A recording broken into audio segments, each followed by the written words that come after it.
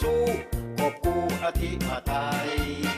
เรือทหารสาบานต้องป้องกันศาสตร์ยืนสู้องค์อาจพิราชกาหารสานชัยหักปืนแผ่นดินทานินล้านสร้างสืบไปเพื่อเราคงไว้คนไทยมีสิทธิเสรีกองทัพแผ่นชาติพารักษาอาณาจักรตามเราปกปักที่ทัพด้วยเกียรติศักดิ์ศรีจับมือเหนียวแน่นหวังแขนแผ่นปาทัพพีไปมาหาบีขอพีสีจางซาสายเพื่อทหารปราบมารแก้วแดงคุณชารัฐที่อุบาทพินาศปักรัฐปราศัยเราอยู่เป็นลาวสั่งลาวให้สีวิไลสบายดีท่านผู้ชมที่เคารพพบกันในแรงวันประหัสวันที่9 ตุลาคม 2025ในเวลา 5 โมงที่สหรัฐอเมริกาเนาะถ่ายทอดทางสถานีฟรีลับกอเวอร์เมนต์ที่อยู่รัฐแคลิฟอร์เนียส่งข่าวไปถึงพ่อแม่พี่น้องคนลาวทุกทั่วหน้าทุกมุมโลกเนาะให้ได้ทราบข่าวนำกันเนาะเรื่องราวต่างๆที่เฮานำขึ้นมาเว้านำขึ้นมาเสนอเพื่ออยากให้พ่อแม่พี่น้องคนลาวพวกเขานี่ตื่นตัวตื่นใจบ่แม่นว่าเฮาป้องให้ผู้ใดผู้หนึ่งบ่แม่นว่าเฮายุบผลย่อตัวบ่แม่นทุกอย่างที่เฮาบอกไปนั่นล้วนแล้วแต่เป็นความจริงทั้งหมดและมีความจริง 100% พี่น้องบ่มีแต่ว่าทหารกะเป็นผู้เว้าและมีหลายช่องหลายสถานีหลายคนที่ออกมาโจมตีความบ่ดีของรัฐบาลสปป.ลาวแม้แต่คนลาวอยู่ในประเทศเขาก็ยังออกมาโจมตีรัฐบาลสปป.ลาวย้อนว่ารัฐบาลสปป.ลาวบ่ปฏิบัติตามสัญญาที่ได้ตกลงกับพ่อแม่พี่น้องประชาชนคนลาวปากเว้าแต่ใจบ่ทำแก่และสัมบ่นำได้เหยียบย่ำอธิปไตยประชาธิปไตยของคนลาวทั้งประเทศเฮ็ดให้คนลาวในประเทศลาวนั้นบ่สามารถจะทนอยู่ได้ผู้นี้ออกไปจากประเทศตัวนี้ไปหนีไปได้แล้วก็ย่อมือขึ้นหัวขอบใจเนาะทีนี้ออกจากประเทศลาวได้แต่ผู้นี้บ่ได้ก็ต้องได้จำใจอยู่ก็ต้องได้รับใช้พรรครัฐแล้วแต่พรรครัฐที่จะออกคำสั่งลงมาแล้วก็ประชาชนอยู่ในประเทศลาวทั้งประเทศก็ต้องได้ปฏิบัติโอเคอันนี้ข้าพเจ้าจะมาเสนอในมื้อนี้คือว่าคนดีบ่มีแผ่นดินอยู่คนดีบ่มีแผ่นดินอยู่พี่น้องให้คิดเอาดีๆว่าประเทศลาวของพวกเฮาที่เคยปกครองอยู่ในระบอบเสรีประชาธิปไตยและมีแต่คนดีปกครองประเทศพี่น้องแต่มีคนชั่วกลุ่มหนึ่งที่แยกตัวออกไปก็คือสุภาพในวงศ์และก็สมาชิกกลุ่มหนึ่งที่ลงไหลกับแนวคิดทอดโฮมของโฮจิมินห์พี่น้องจึงได้ไปเข้าร่วมกับโฮจิมินห์ตั้งกองทัพคอมมิวนิสต์แดงขึ้นอยู่ในประเทศไทยจากกลุ่มน้อยๆเล็กๆเข้าไปสร้างพรรคการเมืองคอมมิวนิสต์อยู่ในประเทศไทยอยู่ที่นครพนมจนเติบโตใหญ่โตขึ้นมาจนได้กลายเป็นโฮจิมินห์และกลายเป็นกองทัพเวียดนามเรียกว่ากองทัพประชาชนปฏิวัติลาวแค่พี่น้องคำที่ข้าพเจ้าเว้าว่า คนดีบ่มีแผ่นดินอยู่ก็เพราะว่ารัฐบาลรุ่นก่อนรัฐบาลภายรัฐอาณาจักรลาวนั้นเป็นคนที่อยู่ในกิน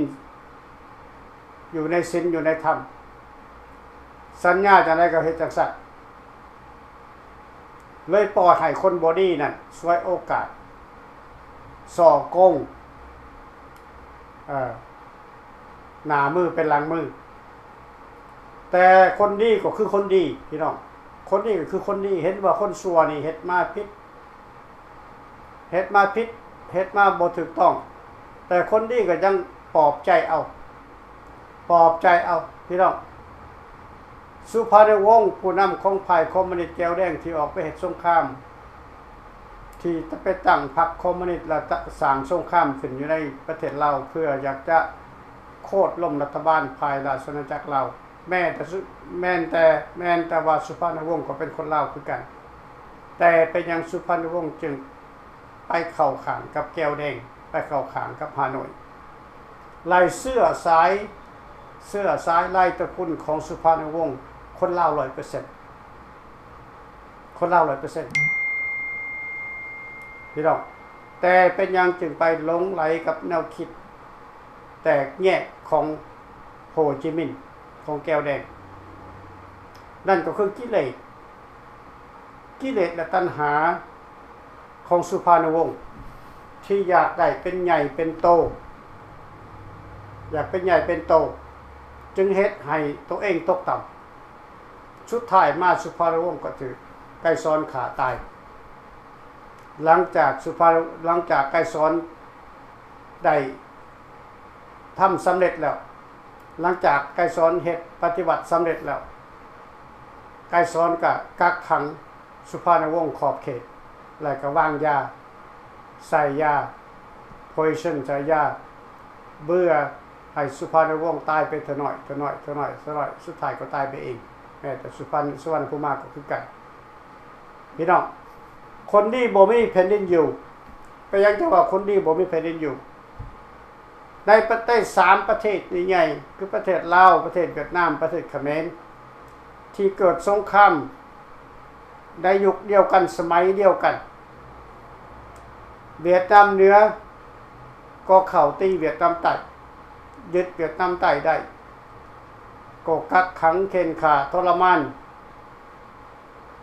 รัฐบาลคนของรัฐบาลเวียดนามใต้พี่น้องเขมรก็เข็นฆ่ากันตายตั้ง3 ล้านคนโตที่นับได้โตที่บ่นับได้เฮาต่างหากแต่สุดท้ายมา2ประเทศเวียดนามกับเขมรเขาบ่ได้แบ่งแยกว่ามีเวียดนามแดงเวียดนามขาวเวียดนามเสรีเวียดนามคอมมิวนิสต์เขาบ่ได้แบ่งแยกเขมรก็เหมือนกันเขมรก็ยังเป็นเขมรคือเก่าเขมรที่เคยเป็นศัตรูกับของพวกเขมรแดงในปัจจุบันนี้เขาก็ยอมรับว่าคนเขมรด้วยกันแล้วก็ได้บัตรเขมรด้วยกันได้บัตรสัญชาติเขมรด้วยกันจะเป็นเขมรอยู่ต่างประเทศหรือประเทศใดก็ตามก็มีสิทธิ์เท่าเทียมกันกับเขมรอยู่ในประเทศเขมรเวียดนามก็คือกันเวียดนามอยู่นอกประเทศที่เคยเป็นอพยพหลบหนีจากการเค้นฆ่าของฝ่ายคอมมิวนิสต์แก้วแดงหลังจากประเทศเขาสงบแล้วเขาก็เปิดประตูประเทศต้อนรับพวกอพยพเวียดนามและกลับไปเอาสัญชาติเวียดนามทุกคนมีสัญชาติเวียดนามทุกคนสามารถกลับไปประเทศเวียดนามได้ทำมาค้าขายเฮ็ดทุกอย่างได้พี่น้องแต่ประเทศลาวบ่ได้ประเทศลาวนี่50 ปีแล้วรัฐบาลลาวบ่เคยออกมาประกาศว่าลาวอพยพนี่สามารถได้ซิติเซนโดยบ่ต้องเสียเงิน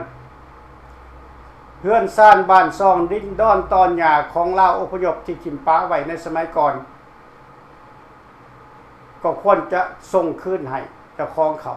อยู่ต่างประเทศและคนลาวอยู่ต่างประเทศก็ควรจะได้สัญชาติเพื่อจะไปคุ้มครองที่ดินที่ดอนที่เฮือนที่ซ่านที่เขาเป็นของเขามาก่อนบ่มีรัฐบาลลาวบ่เคยออกนโยบายตัวนี้มีแต่นโยบายตัดขาดลาวอพยพก็คือลาวอพยพทุกคนที่อพยพออกจากประเทศลาวจะบ่ได้สัญชาติลาวแต่กลับเมื่อลาวได้ในนามคนต่างชาติบ่มีสิทธิ์เป็นเจ้าของสิ่งใดทั้งสิ้นอยู่ในแผ่นดินลาวซื้อดินซื้อได้แต่บ่เป็นซื้อของเจ้าของซื้อเฮือนซื้อได้แต่บ่เป็นซื้อของเจ้าของ ต้องใส่ชื่อของคนลาวอยู่ภายในประเทศฉะนั้นแล้วลาวในจึงช่วยโอกาสหลอกใส่ลาวนอกเป็นหลักเหยาะย่องเอาเงินคนลาวนอกเท่าทุกวันนี้สวยโอกาสเหยาะย่องเอาคนลาวนอกเข้าไปกลับขึ้นเข้าไปในประเทศไปเบิ่งความทุกข์ความยากความห่างความมีของแต่ละครอบครัวของแต่ละบุคคลพี่น้องนี่ล่ะเขาว่าคนดีบ่มีแผ่นดินอยู่ความเตือนใจของข้าพเจ้าสิ่งนั้นมันเตือนใจให้ข้าพเจ้ารู้จักว่าคนดีบ่มีแผ่นดินอยู่ได้เฮาจึงสู้เฮาจึงออกมาสู้เพื่อความถูกต้องเฮาจึงออกมาสู้เพื่อความเป็นธรรมระหว่างคนลาวทั้งสองฝ่ายลาวในลาวนอกลาวอพยพและลาวที่เกิดอยู่ในลัทธิคอมมิวนิสต์มันบ่ได้แตกต่างกันลาวด้วยกันภาษาเดียวกันกินข้าวเดียวกันทรัพย์สินพยากรณ์ต่างๆอยู่ในประเทศลาวเป็นของเฮาบ่แม่นเป็นคนของบ่แม่นเป็นของคนรุ่นนี้มันเป็นของพวกเฮาเขายึดของพวกเฮาไปหมดแล้วดินดอนตอนหญ้าเฮือนซ่านบ้านซ่องเขายึดไปว่าตั้งแต่1975พุทธผู้ใดต้นนี้ออกจากประเทศลาวแล้วเขาก็ยึดเอาเป็นของรัฐบาลก็เอาไปขายต่อแต่สิ่งที่เฮาต้องการอย่างใดในปัจจุบันนี่คืออย่างคือการเปลี่ยนแปลงระบอบที่เน่าเหม็นของพรรคคอมมิวนิสต์พี่น้องระบอบที่เน่าเหม็นของพรรคคอมมิวนิสต์ที่ปกครองประเทศลาวมา50 ปีเฮาต้องการเปลี่ยนแปลงและอยากให้คนลาวทุกฝ่ายนี่เข้าร่วมกันเป็นชาติลาวด้วยกันซึ่งอยู่ในโครงการ18ข้อนั้นเพิ่นได้บ่งบอกให้ชัดเจนว่าคือลาวร่วมลาวเพื่อสร้างชาติเพื่อความมั่นคงของชาติเพื่อสันติสุขชาติและเพื่อความปรองดองชาติอยู่ในโครงการ18ข้อที่ได้เซ็นสัญญากันไว้ก่อนที่พวกบอดี้ของพรรคคอมมิวนิสต์นี่จะยึดอำนาจไปใน1975วันที่2ธันวาคมนี่คือการต่อสู้ของพวกเขานำเอาสัญญาเวียงจันทน์ขึ้นมาเป็นหลักในการต่อสู้ในการเรียกร้องในองค์การสากลให้กลับขึ้นมาแก้ไขปัญหาเรื่องนี้นี่คือวิธีการของพวกเขาส่วนพรรคการเมืองต่างๆนั้นเพิ่นจะเฮ็ดจังได๋เฮาก็บ่ทราบแต่ข้าพเจ้าจะบอกให้ทุกคนทราบว่าทหารกล้านี่แม่นยึดมั่นอยู่ในโครงการสนธิสัญญาเวียงจันทน์1973หลายคนนี่ก็ยังบ่ฮู้ซ้ำแต่ทุกวันนี้ก็ยังบ่ฮู้เฮาประกาศไปทุกวันทุกครั้งที่พวกเขาออกมาเข้ารายการพวกเขาจะเว้าว่าโครงการนโยบายการต่อสู้ของฝ่ายรัฐบาลฟรีลากัฟเวอร์เมนต์หรือว่า3เหล่าทัพทหารกล้านี่คือท่วงสนธิสัญญาฟื้นสนธิสัญญาเวียงจันทน์1973วันที่7กุมภาพันธ์ขึ้นมาใหม่เพื่อให้ลาวโฮมลาวคำว่าลาวโฮมลาวนั่นตะบ่มีแก้วจะบ่มีแก้วจะบ่มีเจ็กจะบ่มีคนศาสตร์อื่นต้องมีแต่ลาวกับลาวเท่านั้นถ้าไล่แก้วออกไปถ้าไล่เจ็กออกไปประเทศลาวก็จะกว้างขวางแผ่นดินลาวก็จะใหญ่โตออกไปแผ่นดินลาวก็จะกว้างใหญ่ไพศาลอีกคือเก่าถ้าบ่มีพลเมืองแก้วในประเทศลาวถ้าบ่มีพลเมืองเจ็กในประเทศลาวก็มีหน้าที่ตารางแผ่นดินใหญ่กว้างเหมือนเก่าพี่น้องคนลาวก็จะมีบ่อนทำมาหากินมีบ่อนอยู่มีบ่อนทำมาหากินได้นี่คือเฮาอยากเฮ็ดนี่คือเฮาอยากทำถ้าหากว่าเฮาบ่ฟื้นสนธิสัญญาขึ้นมาใหม่เฮาจะไปเปลี่ยนแปลงลัทธิคอมมิวนิสต์ได้จังได๋ลัทธิคอมมิวนิสต์เข้ามาปกครองแบบยึดอำนาจผิดกฎหมายโลกบ่แม่นแต่กฎหมายในประเทศลาวผิดกฎหมายโลกถ้าจะยึดอำนาจไปในทางที่บ่ถูกต้องอิงใส่สนธิสัญญาที่โลกเขารับรู้เห็นบ่พี่น้องนี่คือวิธีการทำงานของพวกเฮา ฉะนั้นจึงเรียกร้องให้คนลาวทุกฝ่ายจะเป็นฝ่ายใดก็ตามจะเป็นฝ่ายลาวนอกหรือเป็นฝ่ายลาวในก็ตามสาขาใดก็ตามองค์การใดก็ตามถ้าอยากให้ประเทศลาวนี่มีการเปลี่ยนแปลงไปสู่ระบอบเสรีประชาธิปไตยให้ประชาชนมีสิทธิเท่าเทียมกันในการเลือกตั้งในการเข้าลินการเมืองมีสิทธิตั้งพรรคการเมืองหลายพรรคเพื่อออกความคิดความหาแข่งขันกันก็ต้องใส่สนธิสัญญาเป็นหลักประเทศใดเขาก็ใส่สนธิสัญญาของเขาเจ้าไปสู่ความมั่งคั่งของประเทศไปสู่ประชาธิปไตยของประเทศเขาก็ใส่สนธิสัญญาเขาเจ้าขึ้นมาใหม่จะเป็น100 ปีก็ตามเขาก็จะฟื้นขึ้นมาใหม่พี่น้องแต่ปัญหาของพวกเขาในปัจจุบันเนี่ยมันค่าอยู่บนว่าคนมันบ่เพียงพอที่จะออกมาร่วมมือกันในการเรียกร้องให้มีการฟื้นสนธิสัญญานี่คนลาว7 ล้านคน7 ล้านคนที่ต่ำสุดในปัจจุบันนี้7 ล้านคนต้องมาใส่สิทธิ์ใส่เสียงอยู่ในวงการของ3เหล่าทัพทหารกล้าหรือฟิลาคมไม่นี่ให้ไม่ได้ต่ำสุด4 ล้านคนให้ไม่ได้ต่ำสุด4 ล้านคนมันจึงจะมีเสียงมันจึงจะดังขึ้นอยู่ในท่ามกลางของนานาชาติในระบบสากลถ้าบ่ตรงนั้นพวกเขาก็จะต่อสู้กันไปแบบอนาถาต่อสู้กันเป็นมือเป็นวันไปบ่ฮู้ว่ามันจะจบมือใดพี่น้องถ้าคนลาวทุกคนอยากเห็นประเทศลาวมีการเปลี่ยนแปลงก็ต้องเข้ามาโหวตอยู่ในไลน์ของฟรีลาวกับบ่แม่นไลน์ของลาวเน็ตทีวีเข้ามาโหวตขึ้นมากดมาไลค์กดแชร์ให้มันได้4 ล้าน5 ล้าน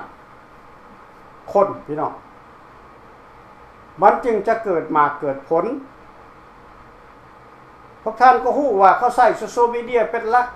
ทุกวันนี้ในการเรียกร้องทุกอย่างเขาใช้โซเชียลมีเดียเป็นหลักถ้ามี follower ถ้ามีผู้ติดตามหอด3 ล้าน4 ล้านขึ้นไปพี่น้องโลกเขาหาผู้เขาแน่นอนโลกเขาออกมาประกาศหาผู้เขาแน่นอนเขาแน่นอนแล้วพี่น้องเฮ็ดได้บ่พี่น้องเฮ็ดแนวอื่นก็ทานว่าย่านถึกจับสิร่วมตัวกันออกมาในประเทศลาว 2-3 แสนคนนี่ออกมาก็ย่านเขาจับมาโหวตกันมากดไลค์กดแชร์กันอยู่ในโทรศัพท์นี่เขาบ่จับผู้ใดกดบ่ได้อยู่ในขอบเขตที่ว่าจำกัดอยู่ในประเทศลาวก็บ่กดก็บอกให้พี่ให้น้องอยู่บ่อนอื่นกดบ่ได้ในประเทศลาวก็บอกพี่น้องอยู่ในประเทศไทยกดบอกพี่น้องในต่างประเทศกดไปอยู่ไสกดบ่หันพี่น้องเห็นบ่คันคนเฮาอยากจะเฮ็ดมันมี2ทางให้เฮ็ดยกเว้นแต่คนบ่อยากเฮ็ดเท่านั้นพี่น้องข้าพเจ้าก็เห็นที่ว่าหลายบางคนที่เขียนเข้ามาอยู่ในคอมเมนต์ก็ว่าเฮ็ดบ่ได้กดบ่ได้เพราะว่าคันกดไปย่านถูกจับถูกกุมข้าพเจ้าเข้าใจในเขตที่ว่าเขาห้องห้ามบ่ว่ากันแต่คนลาวนี่หลายล้านคนอยู่ต่างประเทศหลายล้านคนที่อยู่ในเวียงจันทน์กดได้หลายล้านคนอยู่ในปักเซ่กดได้คนหลายล้านคนอยู่ในเมืองสวรรค์เขตกดได้คนลาวอยู่ในเมืองใหญ่แต่ละเมืองกดได้เบิดพี่น้องอันนี้บ่ให้มาตัวข้าพเจ้ายกเว้นแต่คนที่อยู่ตามชนบทนั่นกดยากเพราะมันหูตาเขามันไกลถ้าคนอยู่ในตัวเมืองนั่นกดได้เฮาบ่ได้สู้กันด้วยสงครามเฮาบ่ได้สู้กันด้วยอาวุธเฮาสู้กันด้วย voice ได้ด้วยเสียงเฮาสู้กันด้วยเสีย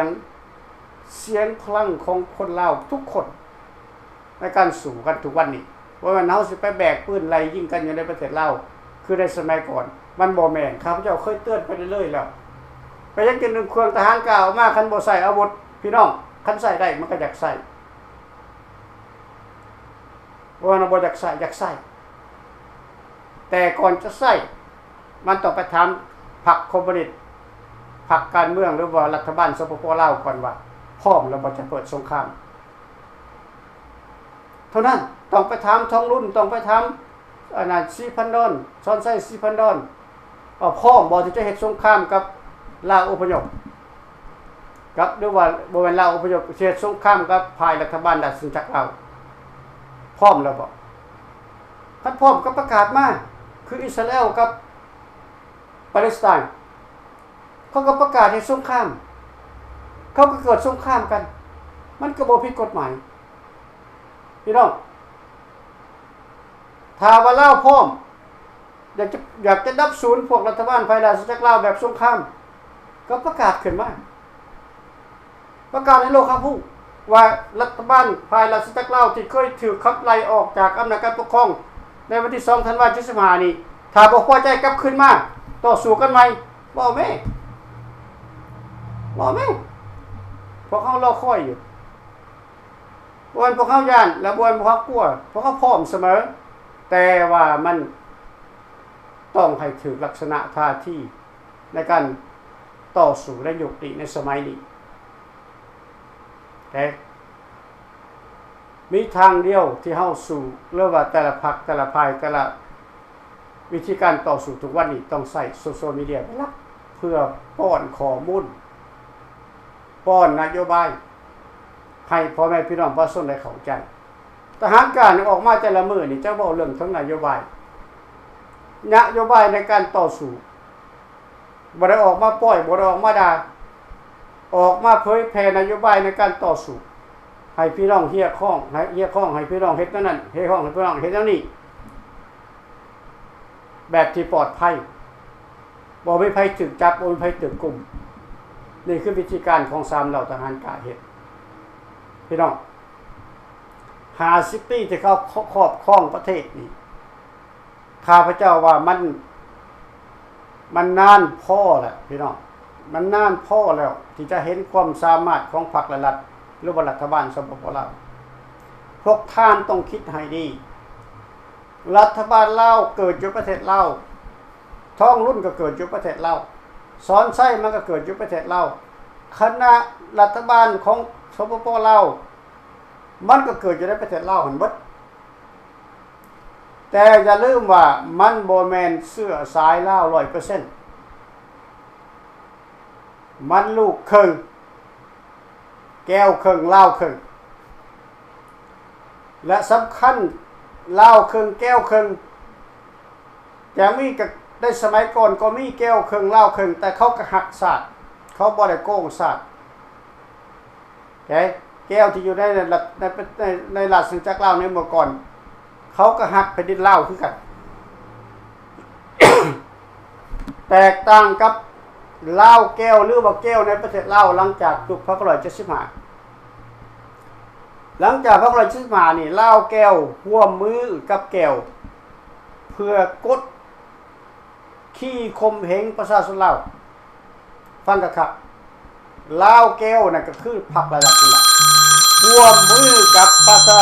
พวกแก้วเขามาขูดที่คมขี้พ่อแม่พี่น้องประชาชนคนลาวของพวกเราพี่น้อง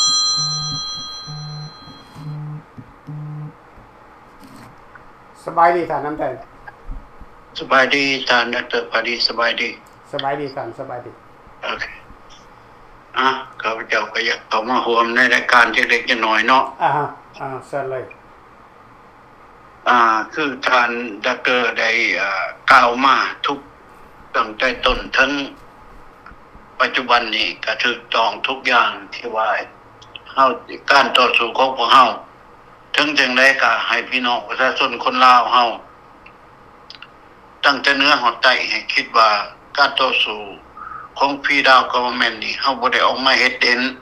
แล้วบ่เห็นออกมายอมแมวขายคือสปปลาว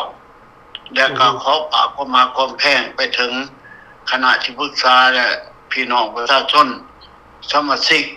ของพี่ดาวกรมแมนสมาชิกของ3เหล่าทัพทหารอากาศทุกท่านที่กำลังฟังอยู่ในปัจจุบันนี้ก็ขอมุขขอบใจที่เข้ามากดไลค์กดแชร์ด้วยว่ากดติดตาม เพื่อเป็นกำลังใจการต่อสู้เรียกร้องต้องการศาสตร์ต้องการแผ่นดินที่ว่ามีเสรีประชาธิปไตยอันนี้ก็คณะพี่ดาวกอแมนนี่ข้าพเจ้าอยากอธิบายให้ที่ว่าพวกที่ออกมาเว้าออกมาว่าออกมาด่าข้าพเจ้าอย่างนักหนาสาหัสข้าพเจ้าเองพร้อมด้วยทีมงานคณะทานเฮาบ่ได้ออกมาเฮ็ดเป็นเด่นๆได้พี่น้องเฮาบ่ออกมาเซ่ตำหันตำนี่คือคนเมาเหล้าได้แม่นบ่ทานเฮาออกมาเดินหน้าพี่น้องเดินหน้าการต่อสู้คือเดินหน้าแนวใดเดินหน้าเพื่อต่อต้านกับพรรครัฐนักปฏิชนกันคนที่ว่าขายสัตว์ขายแผ่นดินเฮาพุ่นเฮาบ่ได้ไปคิดชั่วต่อหมู่ต่อกองต่อพี่ต่อน้องและการเรียกร้องนี่เป็นหยังออกมาเรียกร้องเพราะว่าคนลาวเฮาถูกอพยพคนลาวเฮาถูกบีบเต็งคนลาวเฮาถูกข่มเหงคนลาวเฮาบ่มีหม้องสิอยู่แต่คนลาวเฮาบ่มีอำนาจบ่มีสิทธิ์เพราะฉะนั้นพี่ดาวก็แม่นเพิ่นยังออกกฎหมายด้วยว่าการต่อสู้ของพรรคการเมืองของพี่ดาวก็แม่นจังออกในกลโยบายคือการต่อสู้เรียกร้องทวงสัญญาอันนี้อยากให้ทุกท่านเข้าใจบางคนแท็กมาว่าโอ้ยมันด่าข้าพเจ้าแบบหมูแบบหมาข้าพเจ้าบ่ย่านดอกเรื่องความด่านะหลายคนออกมาว่ามาขาดค่าราคาข้าวหัวเฮาบ่ได้กลัวหรอกเฮาอยู่เมืองสหรัฐอเมริกาแม่นบ่ได้ถามถึงละแต่พวกที่ดังกล่าวนี่เป็นหมากินปูนออกหอนทองตัวเองได้หรือทานว่าจังได๋แม่นละเพราะเขาก็ฮู้จักว่าถูกคมเหงจังแจ๊กถูกขูดเนื้อเทื่อหนังนี่ในประเทศลาวนั่นมันหนักหนาสาหัสไปได้เก็บภาษีตั้งแต่เนื้อหอดไตเก็บตั้งแต่เป็ดแต่ไก่หอดงัวหอดกล้วยหอดไหหน้าปลาต้มหอดเป็นต้นหญ้าหอดการไปมาแม่นเก็บภาษีเบิดแม่นบ่ล่ะท่าแม่นละแล้วพี่น้องประชาชนคิดจังได๋ล่ะแต่สมัยราชอาณาจักรของรัฐบาลสมัยเมื่อก่อนเขาเพิ่นเฮ็ดจังซั่นบ่พวกท่านยังอายุยืนอยู่ก็ยังบ่ทันได้ตายจากโลกนี้ยังมีอยู่แม่นบ่พวกท่านก็คงจะฮู้คงจะเห็นว่าสมัยเมื่อก่อนกับเดี๋ยวนี้มันไกลคนละโลกอยู่ในเมืองลาวนั้นมีแต่ตกโศกวัดคนลาวนั้นทำลายกันเองและทำลายสมบัติของตนเองเสียหายคิบหายวายวอดเบิดเงียบคือกันกับน้ำท่วมหรือว่าเขื่อนแตกมันบ่ได้ไปสนใจหากแต่ว่าเรื่องมันเก็บภาษีมึงสิอยู่ฮู้อยู่ทำอยู่บ่ได้ก็แต่อยู่เมืองนอกเมืองหน้าอยู่บ่ไหนมันนำเก็บกันหมดแม่นบ่ล่ะถูกต้องนั่นแล้วเรื่องน้ำท่วมเขื่อนขาดบ่นี่มันคนจิบหายวายวอดคนตายล่มตายเท่าไหร่มันติดเงียบเบิดคือกันกับซื้อเขื่อนนั่นแหละเขื่อนน้ำเงียบของแบบเดียวกันเลยแต่รัฐบาลนี่บ่มีการรับผิดชอบหยังทั้งหมดบ่มีอันนี้ล่ะเฮาอยากออกมาเว้าอยากออกมาโฆษณาออกมาอธิบายการต่อสู้กับการต่อสู้เรียกร้องทวงสัญญาเพิ่นเฮ็ดมามันถูกต้องเฮาบ่ต้องไปใส่ปืนใส่ผ้าแบกมันเมื่อยใส่ผ้าใส่มีดพันคอกันเจ็บปวดด้วยร้าวแม่นบ่ล่ะท่านเอาสัญญามาว่ากันไปแม่ถ้าว่าสปปลาวมันแน่จริงเอาพวกเฮาไปขึ้นโคดแม่อยู่เจนีวามันกล้าบ่มันกล้าเฮ็ดบ่มันมีแต่กล้าออกมาด่าหลายคนลูกน้องมันออกมาเฮ็ดกับเจ้านี่ข้าพเจ้าออกในรายการท่านผู้นำนี่เพิ่นแห่มาใส่ ข้าพเจ้าก็บ่ได้ย่านข้าพเจ้าบ่ได้กลัวถามว่าย่านถามว่ากลัวนั่นเฮาบ่ออกมาฮอด9 ปี 10 ปีปานนี้ดอกแม่นบ่ล่ะท่าน นั่นแหละถึกแล้ว อันนี้เฮาเฮ็ดถูกต้องเฮ็ดถูก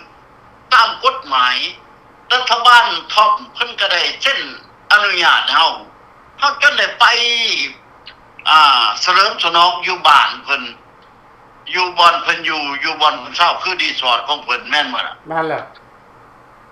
บ่แม่นเฮาจะไปทำลายอเมริกาเฮาอยู่อเมริกาทำลายอเมริกาบ่เฮายังฮักอเมริกาเฮายังฮักพี่ป้าน้าอาอยู่ในอเมริกาแต่เฮายังฮักคนลาวเฮาที่ว่าอพยพหรือบ่อพยพยังเป็นลาวคือกันเฮาบ่ได้จับแยกคือท่านดร.เพิ่นเว้าขึ้นมาเวียดนามเหนือเวียดนามใต้เขาบ่ได้แยกกันเดี๋ยวนี้ นั่นแห เขา ละ บ่มีเขากลับไปเขาก็มีซิติเซนของเวียดนามอย่างเต็มห้อย นั่นแหละ เขาอยากเฮ็ดหยังก็เฮ็ดได้เขาอยากสร้างหยังสร้างได้แต่ลาวเฮามันตรงกันข้ามพี่น้องมันถามหาเงินโดดเดี๋ยวนี้ไผกลับจากประเทศลาวนี่มันมีใบฟอร์มแล้วออกมาให้เขียนแล้วส่งเข้าไปแล้วมันจะเรียกห้องไป คนหนึ่งบ่แม่นน้อยๆได้แล้วเมื่อเจ้ากลับไปจากสหรัฐอเมริกาแน่นอนมันว่าเจ้ามีเงินเป็นแสนแม่นบ่ล่ะ นั่นแหละ มันต้องเอาเจ้าจักเท่าไหร่ล้านเนี่ยก่อนจะเข้าไปนี่ มันต้องเสียหลายก่อนเสียให้ แน่นอนแหละ เสียให้พรรคและรัฐนั่นเพื่อจังน้อยว่าคุ้มครองจังน้อยว่านี่ขสิทธิ์อันนั้นจังน้อยว่าตำรวจปกปักรักษาจังกองร้อนนำคุ้มครองด้วยว่าต้องได้เสียหมดทุกอย่างพี่น้องย่างเขาพัฒนาต้องได้เสียโดดนี่เมื่อได้หรือ6ของพวกร้องเบิกมันสิเสียขนาดใดเสียจังไดเขาก็บ่เว้าให้เฮาฟังในฐานเด้อ บอกบ่ได้เส้นน้าอ้ายเส้นน้าอ้ายหนาเด้ เขาเฮ็ดจังไดเขาทำได้คมเหงเต็งเจ๊กขูดเนื้อเทื่อหนังขาตีบีโวยเขาก็บ่ได้เว้าให้เฮาฟังเขามีแต่ว่าดีทั้งนั้นดีเห็นบ่ อือ แต่แท้พริกคนลาวแท้พริกแผ่นดินอยู่ยังมีหน้าว่าโอ้ยสิกลับไปอยู่เมืองลาวคนลาวอยู่ในประเทศลาวอยากหนีโตจนสันแม่นบ่ล่ะท่าน อือ เมื่อไปนี่เขาก็ใส่คำว่านั่นก็ใส่ได้คัดเจ้าไว้โดดเจ้าต้องได้เสียนั่นก่อนเจ้าต้องมีนั่นมาจำก่อนเจ้าต้องได้เฮ็ดจังซั่นก่อนเจ้าจึงได้ไปเหตุการณ์เฮ็ดงานคืออยู่เมืองไทยเมืองด่างเพิ่นถ้าบ่ดังนั้นมันก็บ่ให้ไปได้เสียบ่แม่นน้อยได้30 40ล้านได้หั่นบ่แม่นได้ถึกๆแค่น่ะอันนี้ล่ะเฮาอยากให้คนลาวเฮาให้เข้าใจว่าการต่อสู้ของพวกเฮานี่บ่แม่นออกมาถึงเรียกร้องถึงพี่น้องนั่นบ่แม่นออกมาให้เด่นพี่น้องบ่แม่นออกมาคือกันกับคนเมาเหล้าเสตำบุญเต็มปีถ้าคนลาวเฮาการต่อสู้เฮาบ่ไปเว้าตำผู้ใดให้เขาคิดเอาเองสำนึกเอาเองว่าความผิดความถูกความเขาเดินไปกับพรรครัฐนั้นมันเป็นจังไดมันห่างไม่ดีได้บ่มันสมบูรณ์บ่เรื่องนี้มีผู้หนึ่งที่ว่าแท็กเขามาให้พระเจ้าว่ามันเจริญแล้วอยู่ในประเทศลาวพวกมึงบ่ต้องมาว่าให้กูหรอกเยอะในประเทศลาวมันเจริญความเจริญมันอยู่ไสอยากถามเบิ่งและเขาเอาแท็กมาให้ข้าพเจ้าเบิ่งระหว่างถนนประเทศลาวกับเมืองไทยเขาส่งวิดีโอมาให้มันใกล้กันฟ้ากับดินและทานเลย นั่นแหละ มันใกล้กันฟ้ากับดิน มันบ่มีความเจริญดอกเปอร์เซ็นต์หนึ่งก็บ่มีแต่มันอันถอยหลังหลายกว่าถอยหลัง 50% แล้วเดี๋ยวนี้นะ แม่นน่ะมันที่ว่าความเว้าของมันว่าเมืองลาวมันเจริญแล้วนะมันบ่อายสีปากของตัวเองบ่แล้วมันบ่อายหัวคิดปัญญาของตัวเองบอกว่าหัวคิดปัญญาของตัวเองนี่ปู้สมองตันแบบค่อยตูบ่มีเขาเลยส้นโพ่นก็บ่พังตามตัวเองก็บ่ฟังอีหยังก็บ่พัง มันกลายเป็นค่อยตู้ส้นโพ่นแล้วพวกออกมาต่างหน้าสปปลาวนะเพราะว่าอยู่วัดอยู่ว่าข้าพเจ้า พาดพิงไปแบบนี้บ่แม่นสิว่าดูถูกคนดาวเฮาหมดทุกคนถ้าคนดีเฮาก็ว่าคนดีแม่นบ่ล่ะ ถ้ามีหัวคิดปัญญาการเรียกร้องการเรียกหาการต่อสู้เฮาก็ว่าเป็นคนดีถ้าคนของมาตีโพยตีไพ่คือที่มันแท็กมาข้าพเจ้าบ่อยากออกสื่อมันหรอกมันบ่ว่าเป็นข้าพเจ้าคิดว่าพวกนั้นพวกที่บ่ฮู้จักว่าศัตรูและการคุ้มครองและเขาบ่ฮู้จักว่าการสูญเสียและการเป็นขาทาสและเป็นข่อยขาและเป็นคนอยู่ในอุดมการณ์ของสปป.ลาวมีแต่ย่อยยับทั้งสิ้นแม่นบ่ล่ะแม่นล่ะมันบ่มีเจริญเป็นหยังเขาจังกล้าเว้าขนาดนั้นเขาก็อายปากเขาเองถ้าคนมีความรู้มีปัญญาเขาจะบ่ออกมาว่าแบบนั้นดอกเขาต้องได้เว้าเขาต้องรู้จักว่าเป็นจังไดเรื่องราวข้าวไก่มันเป็นจังไดเขาต้องเอามาวิพากษ์วิจารณ์วิจัยแม่นบ่ล่ะเขาจังออกมาเว้ามาว่าอันนี้ออกมาเว้าว่าอันนี้เขาพูดมึงเห็นบ่นี่การพัฒนาของบ้านกูมันเป็นจังซี่จังซี่จังซี่น่ะถ้ามึงไปเบิ่งอยู่อันบ่อนการท่องเที่ยวที่ว่าเอายาบ้าให้กันกินจนตายเดี๋ยวนี้เขาขนเครื่องออกจากหันมื้อนึงจักร้อยคันรถจักร้อยรถจักพันรถคนอยู่เบิดมือเท่าค่ำจักเท่าใดอันนี้เฮาอยากให้คนลาวเฮาไปติดตามเบิ่งว่าเขาขนหยังออกจากประเทศลาวกันแน่และมีหยังอยู่ในแห่ธาตุอันใดอยู่ในประเทศลาวใครมาขนเอาก่อนพวกเจ้าสิมาวิพากษ์วิจารณ์การต่อสู้ของพวกไปนั้นให้พวกเจ้าไปเบิ่งก่อนแม่นบ่ล่ะท่านแม่นล่ะเบิ่งคักๆก่อนว่าการสูญเสียอยู่ในประเทศลาวนั้นมันชิบหายไปไหว้วอดแก่ประชาชนคนทุกข์คนยากขนาดใดทางนี้ส่วนหนึ่งมันก็บ่อยู่ดอกการไฟฟ้าครบมรคมต่างๆบ่ไฟฟ้านี่ก็ไม่เอาเป็นหยังมันจังไม่เอาเพราะการแบ่งไฟฟ้าบ่ถูกเดือบบ่ถูกกฎเกณฑ์มันแม่นบ่ล่ะท่านมีส่วนมันก็ไม่เอามันฮ้อนเกินบ้านหลังนี้ใช้บ้านหลังเดียวอยู่นี่โอเคนี่มันมี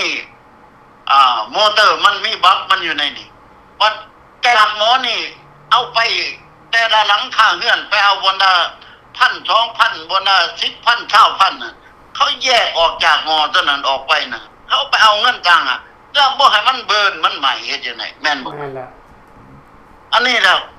บ้านนั้นว่าบ้านนี่เจริญมันเจริญอยู่หม่องใดเจริญมีแต่คนแก้วเจริญมีแต่คนเก่ง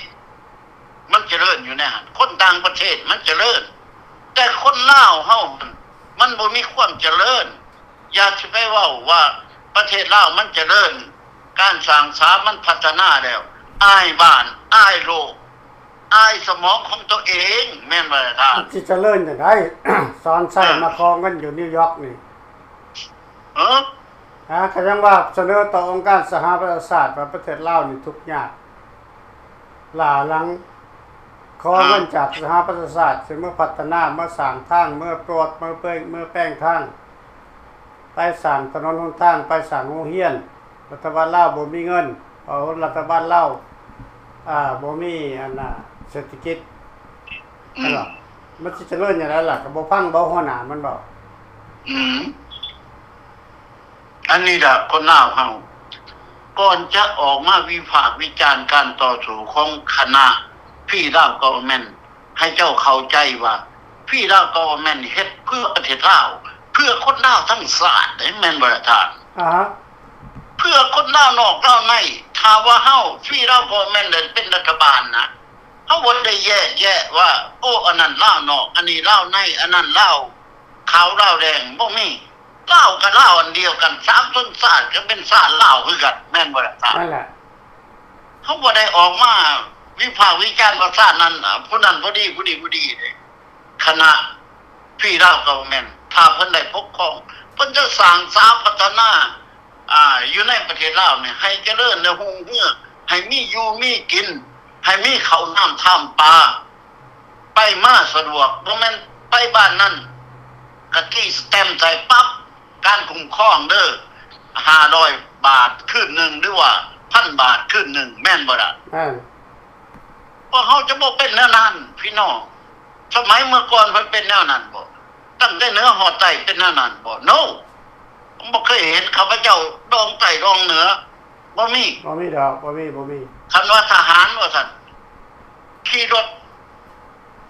บางคันรถนี่เขาบ่เก็บราคาโดยสารครับข้าพเจ้าขี่มาแต่พุ่น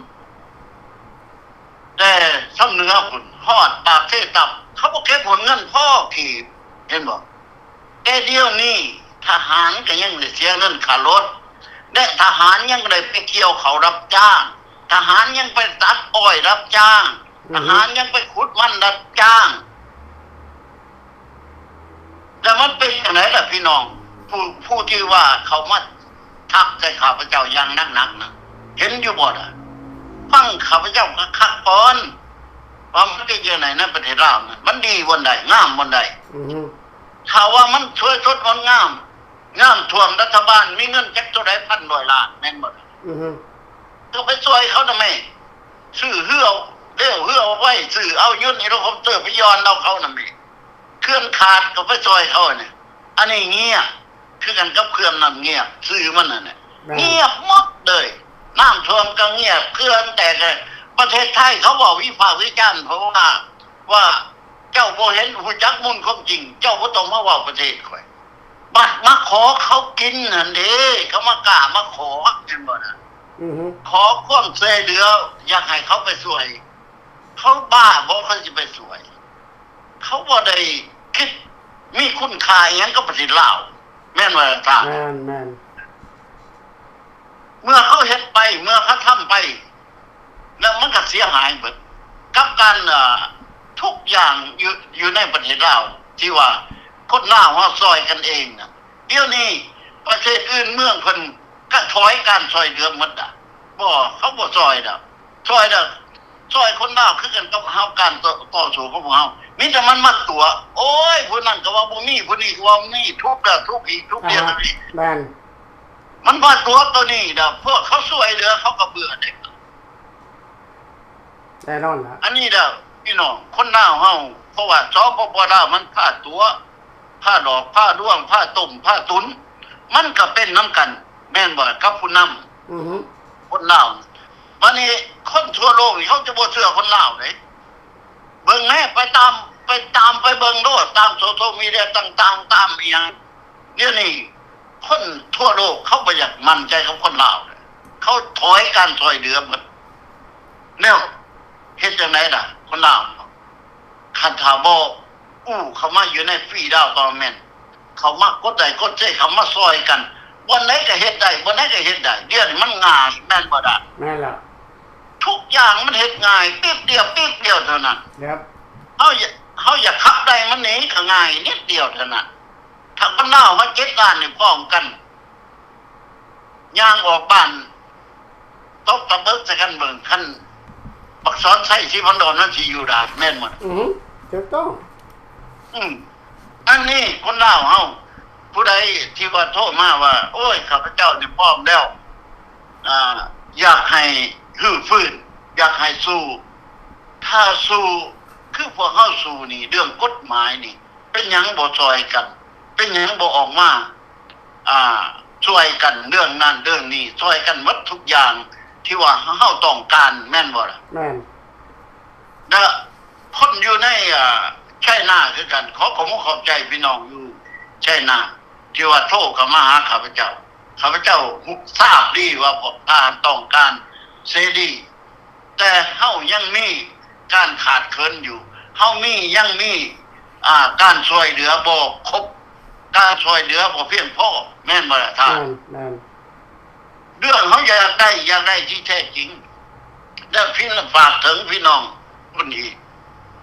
อยู่เมืองอีหยังก็ฮันฟิลอีหยังก็ลืมแล้วก็พวกท่านติดตามเมื่อติดตามแล้วกดไลค์กดแชร์หรือว่า เขามาเป็นภาคีโทษมาแต่เขาไปเกี่ยวโทษกับพวกท่านผัดบ่หับเด้หรือว่ามันกดนัมเบอร์บ่ถูกต้องบ่หรือว่าการส่งมันบ่ถูกต้องมันก็โคตรแบบคล้ายๆเมืองไทยคือกันแต่ว่ามันไปบ่ฮอดอันนี้เฮาอยากให้คนลาวเฮาที่ว่ากำลังติดตามพี่ดาว government เพิ่นนั้นอยากให้บ่ต้องท้อใจบ่ต้องน้อยใจการถูกปล่อยถูกด่าบ่ต้องไปวักวนสนใจกับมันเรื่องนั้นข้าพเจ้าเองนี่นั่งนักหนาสาหัสข้าพเจ้ายังบ่น้อยใจเป็นนักต่อสู้เฮาอย่าไปน้อยใจเป็นนักต่อสู้เฮาต้องสู้ให้มันสุดเป็นนักต่อสู้เฮาต้องขุดให้มันถึงเป็นบ่ล่ะท่านสู้ให้ถึงคนทางแล้วเฮาบ่ต้องเนี่ยบ่ต้องงวกซ้ายงวกขวาเฮาบ่ต้องเฮ็ดนั่นเฮ็ดนี้เพื่อความเป็นจริงของพวกเฮาเป็นนักต่อสู้เฮาสิไปน้อยใจแวะหันแวะนี่คิดเครียดอันนั้นคิดเครียดอันนี้มันบ่แม่นการต่อสู้เด้อท่านเด้อการต่อสู้เฮาสิไปใจน้อยมันบ่แม่นเฮาต้องได้รู้จักว่าผู้นำมาไปเฮ็ดจังได๋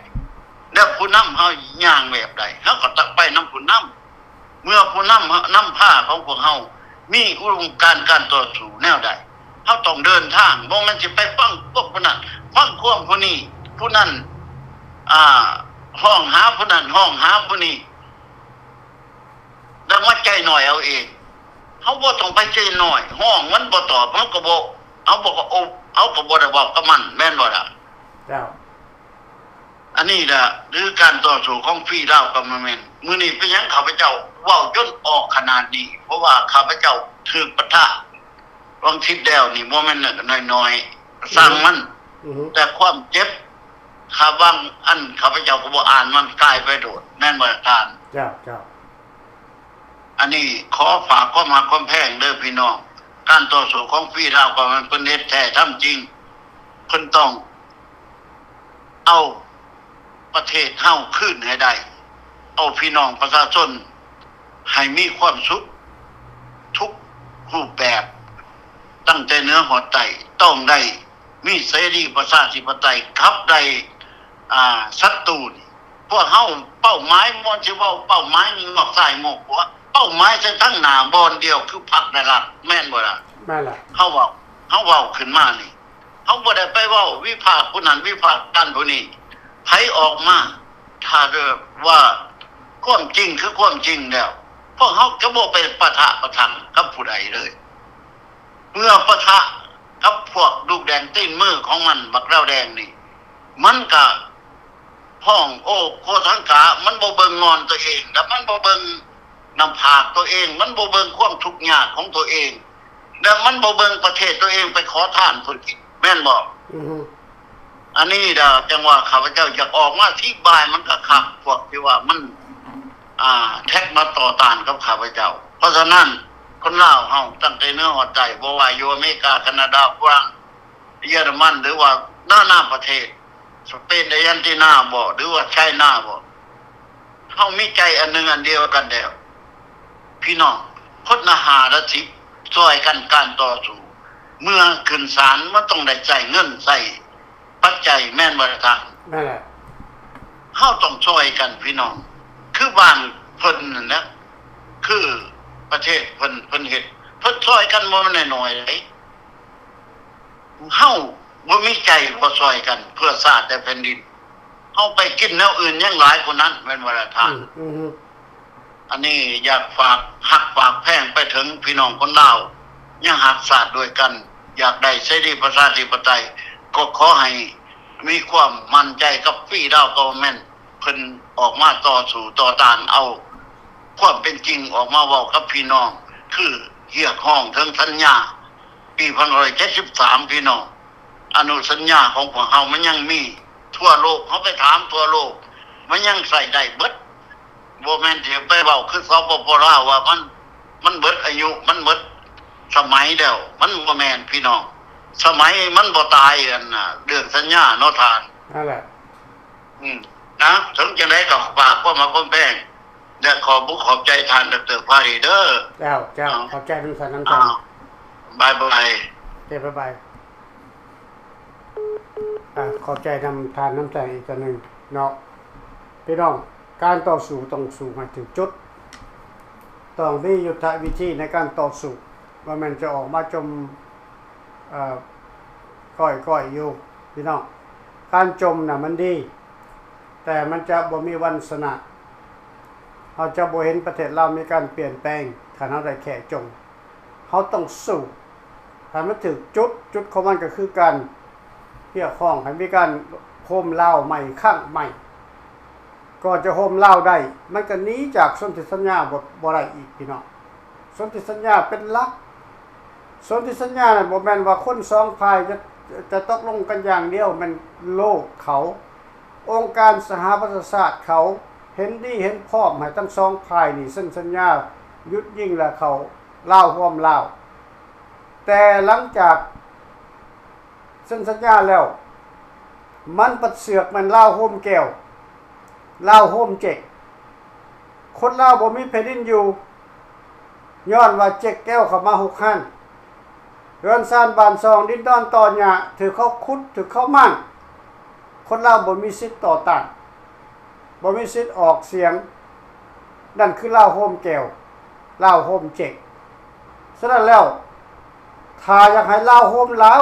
มันก็ต้องใส่สนธิสัญญาเป็นหลักโอเคสนธิสัญญาบ่ทันตายสนธิสัญญายังมีชีวิตชีวาอยู่ยังใส่ได้อยู่สนธิสัญญานี่เพียงแต่ว่าคนเล่าทั้งชาติสิพร้อมกันบ่ที่จะออกมาเรียกร้องให้มีการฟื้นสัญญานี้ใหม่คันถ้าพวกท่านเห็นดีพวกท่านก็เขียนคอมเมนต์ลงเห็นพร้อมให้ท่วงสัญญาเล่าโฮมเล่าพรรค173เพื่อขับไล่พวกอำนาจเผด็จการออกจากการปกครองออกจากรัฐบาลทุกคนเขียนลงได้ลักษณะคล้ายๆเคียงกันนี่ให้มันได้3ล้าน4ล้านตัวนั้นเขาสามารถไปยื่นต่อองค์การสากลได้ว่าคนลาวพร้อมที่จะเปลี่ยนแปลงละโอเคสหประชาชาติเขาจึงจะให้การส่งเสริมดูช่วยเหลือพวกเขาพี่น้องข้าพเจ้าบ่ได้นั่งเว้าอยู่หม่องเดียวนี่ข้าพเจ้าไปหลายหม่องหลายที่แต่ข้าพเจ้าบ่เปิดเผยให้พวกท่านรู้จักว่าข้าพเจ้าไปไสฮอดไสเพียงแต่ข้าพเจ้ามาเสนอ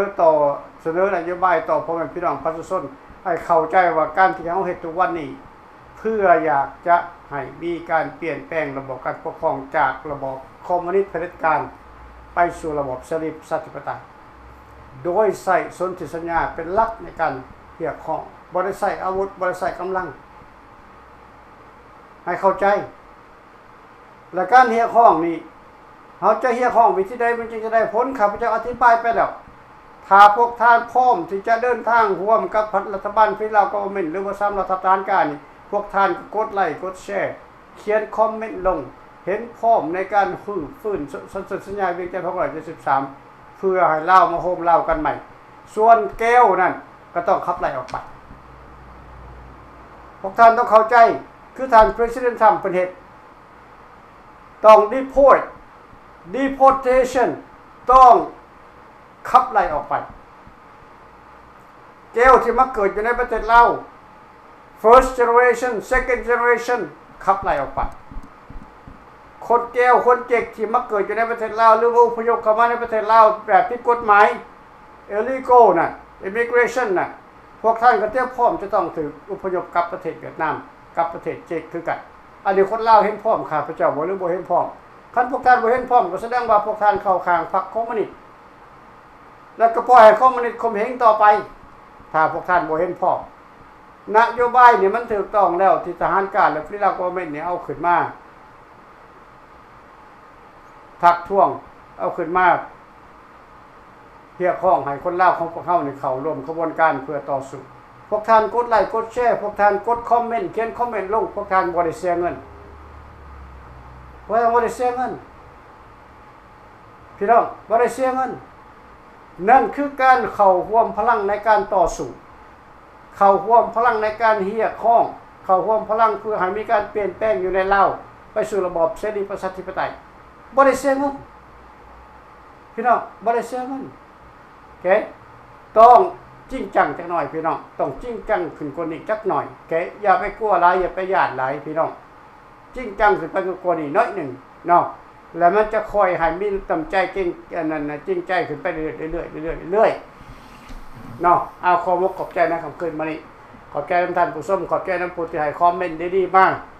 ขอบใจผู้ที่บริจาคเนาะออนไลน์PayPalพี่น้องข้าพเจ้าได้ครับ